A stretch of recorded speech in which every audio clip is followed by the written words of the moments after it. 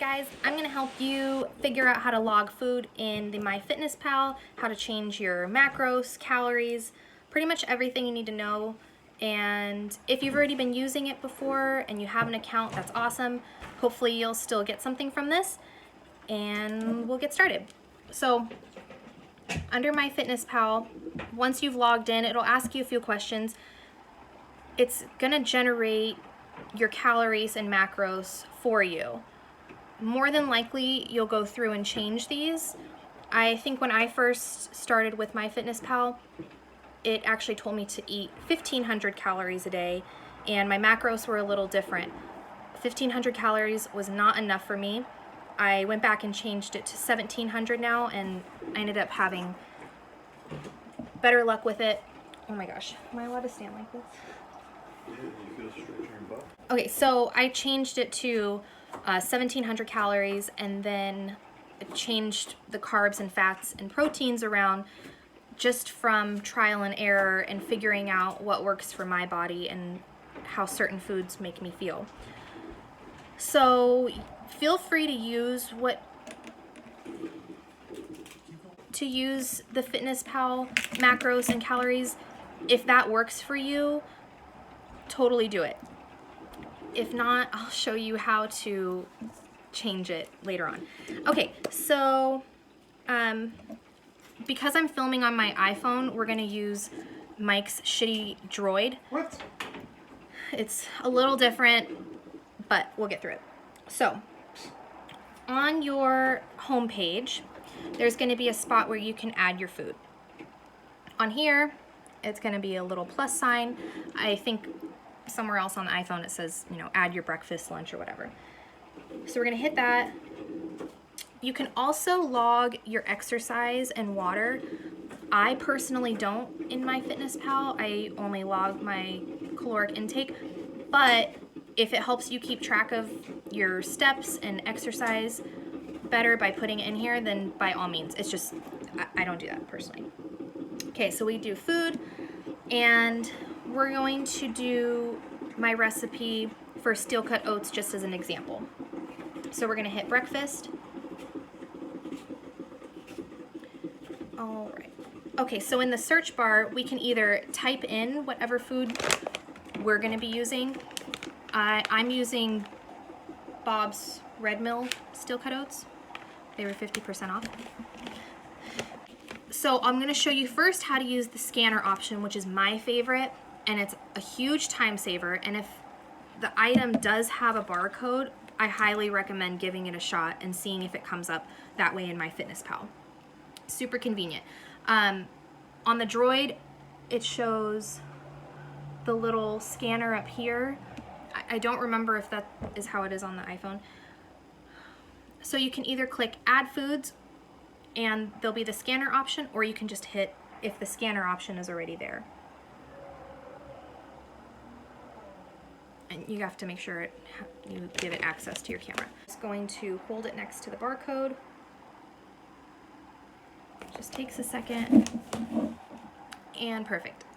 It comes up, and I do like to compare just to make sure that it is the right nutrition information. So it comes up as one serving on MyFitnessPal. One serving is 0.2 cups dry, or 44 grams. And that is the exact amount on the packaging. It also shows you the calories, which is 170, and it's also 170 on here. You can also compare the carbs and proteins and fats back and forth, but this is the one we're gonna use. I'm also going to use the actual serving size it gives me, which is a 1/4 cup. Add with a little check mark. And now that is logged into our system. So now we're gonna do the amber coconut nectar. I do a little bit of a drizzle on the top of my oatmeal. We're gonna do the same thing. We'll try the scanner, see if it comes up. It shows that one serving is 2 tablespoons, First of all, we're definitely not using 2 tablespoons for a drizzle on our oatmeal.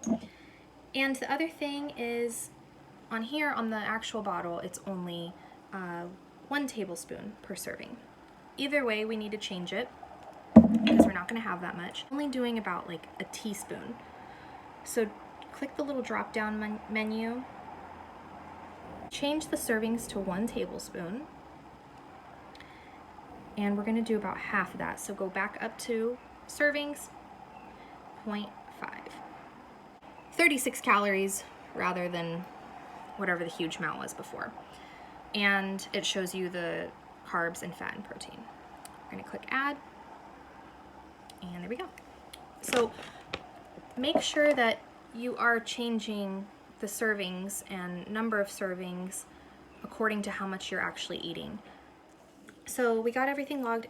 Now we're going to do something like fruit or veggies that necessarily doesn't have a barcode, which technically this one does, and it actually comes up in MyFitnessPal when you scan the back of this. But we're going to pretend that it doesn't have that. Or we can do celery, but doing celery with oatmeal kind of seems weird. So we're going to log these guys without scanning it. Okay, we're going to go up to the search bar and we're going to type in raspberries. You can even type in what the brand is. That will help your search a little bit more. So we're going to do raspberries well picked. You're going to see certain items on the results that have a green check mark next to them. These are the ones that MyFitnessPal believes is complete nutrition. But sometimes with the green check mark, they're still not right. So I'd say for the most part they are, but still double check, especially in the beginning. And it gets a lot easier as you start logging more and using the same types of foods, because then you can just go back through and hit your recently used items and just log them really quick that way. But I'd say for the most part, when they have a green check mark, they're usually correct. There's a couple different options, and some of them are a little different. Like we have 1 cup or 123 grams is 65 calories. Another one says 1 cup is 50 calories. You kind of got to go through and just see what the main consensus is. There's a few of them that say that these berries are 1 cup for 65 calories. We're going to go with that. If it's wrong, it's literally a difference of 15 calories. So we're going to click that. Okay, so our number of servings is 1 and 1 cup. We're not going to use 1 cup of raspberries for the oatmeal. So we can change number of servings from 1 to 0.25, or about 1/4 of a cup. It brings it down to 16 calories and shows us all of the macros. All you need is the free version of MyFitnessPal. You can get the other one if you want to pay more. I don't really even know what is offered in that, but for the challenge you'll be fine with the free version. I would recommend logging your food the night before. If you go through my meal guides and the recipes, get an idea of what you're going to eat the next day and what you're going to take to work and what snacks you're going to pack. Log it the night before so you know if you're going to go over your caloric intake, or if you're going to get enough protein, if you're going to get enough carbs, and so on. It's better to do it that way rather than running out the door with all your food and logging it at the end of the day and realizing you went way over. Remember to log your oils that you use. If you're cooking with olive oil or avocado oil, even if it's just a teaspoon, make sure you're adding that into MyFitnessPal. Because oils do have obviously calories and grams of fat, and among other stuff. Okay, I'm going to show you guys how to go in and change your calories and macros. To do that, we're gonna go to a little section called goals. On the Droid, it's gonna be at this little top 3 bar. I believe on the iPhones it's at the bottom right corner and there's 3 dots. So you click on it and hit goals. If you're working on a Droid, it takes years. Okay, and then you're gonna go to nutrition goals. Sorry. And hit calories, carbs, protein, fat goals. And it'll bring you to this screen. It shows you your calorie goal and what your macros should be. Okay, so we have carbs set to 50% already, and protein and fats are at 25%. To change any of these, you literally just click on the number and it pops up for whatever you want to enter it for. Okay, so we're going to go in and change some percentages around.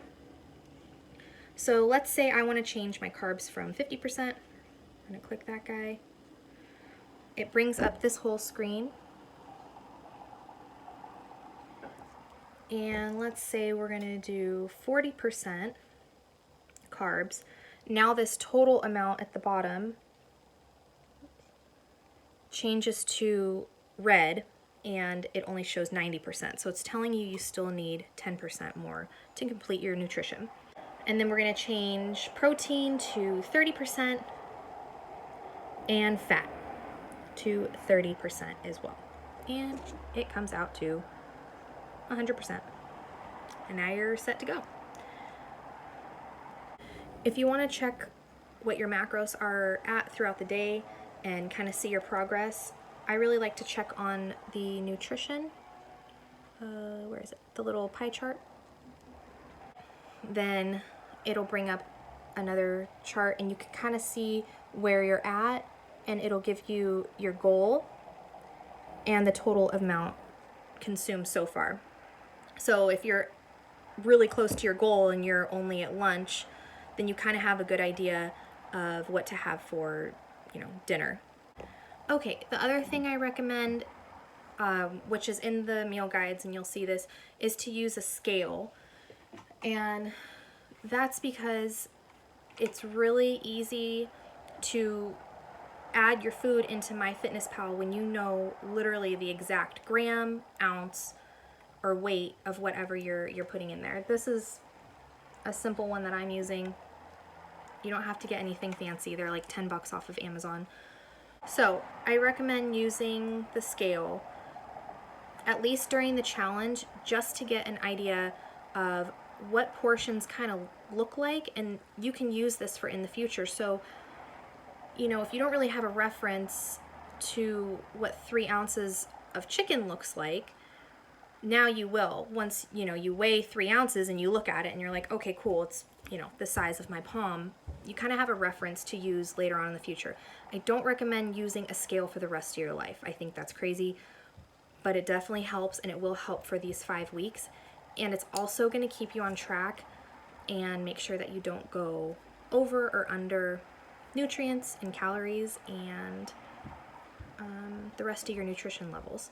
Okay guys, well, I think that's it. If you have any questions, you can email me or comment on this video or send me a message in the Facebook group and I will be happy to help. I think I covered everything. If not, we'll talk about it a little more. See you soon.